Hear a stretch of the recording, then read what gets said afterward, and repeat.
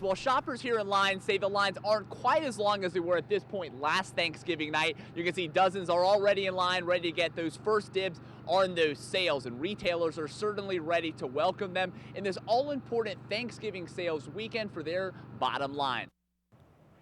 Paula Broadwell's Charlotte home sat empty Saturday as news swirled of her reported affair with former CIA Director David Petraeus, who resigned Friday. Broadwell's neighbors were sympathetic. Every one of us, I think, has probably done something we would like not to see on the TV news. And it's unfortunate for Paula and for General Petraeus, whom I admire a lot. Broadwell, a West Point and Harvard graduate, received national attention earlier this year when she released the biography of Petraeus following months of access with the now retired four-star general across the world. Paula is a woman who is an accomplished woman. She's a scholar and a soldier. And she has a great career ahead of her. Broadwell's Dilworth neighbor said the wife and mother of two has a good sense of humor and is active in the community, especially with military causes. Everything I know about her is good, and I know she's been a tireless worker on behalf of wounded veterans, and I praise her for that. In uptown Charlotte at the Veterans Day Parade, the news of Petraeus' resignation stunned former military service members. That's a tough pill to swallow, not only for the military, but for America. If it's only one mistake is unfortunate, but he's done the military and the government so much good. Broadwell spoke with News 14 Carolina last Friday at a Wounded Warrior event. Neighbors saw her on Election Day at the polls and said nothing was out of the ordinary. Brad Broders, News 14, Carolina. I woke up to the gunfire. 10 years later, the memories that early morning in Lincolnton remain fresh and haunting for 21-year-old Bobby Barnhart. That morning of November 1st, there was a break-in going on. On the other side of the door was Barnhart's stepfather, Kevin Morrison, who police say entered and killed his estranged wife, Gail Morrison, Bobby's mother. Bobby and his 14-year-old sister, Amanda, were also inside. Amanda was always the good big sister, you know, like she was always protective. The protective sister tried to save her mother and stayed behind, opening a back stairwell door and telling her little brother to get out to safety. She's my hero.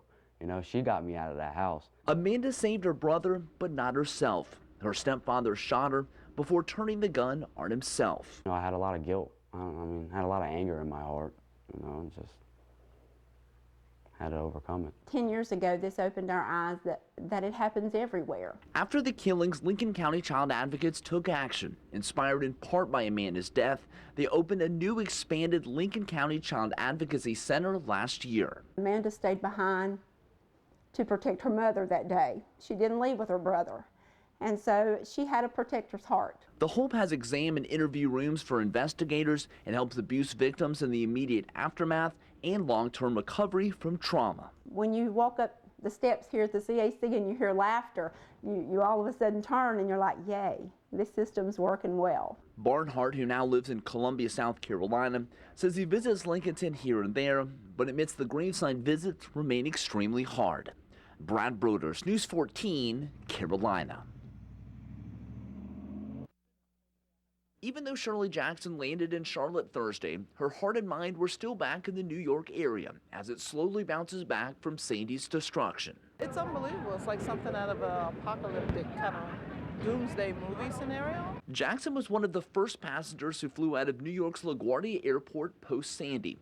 The facility is not at full strength and still cleaning up from heavy flooding Monday. It was very quiet, which is unusual. Most of the time when I fly out of LaGuardia, it's a mob, it's a rat race. So that was, you know, kind of eerie in itself. While some airlines resumed limited service to and from LaGuardia Thursday, U.S. Airways' largest hub, Charlotte Douglas, plans to pick up flights there again Thursday. The airline's service to lesser damaged airports JFK and Newark began Thursday afternoon.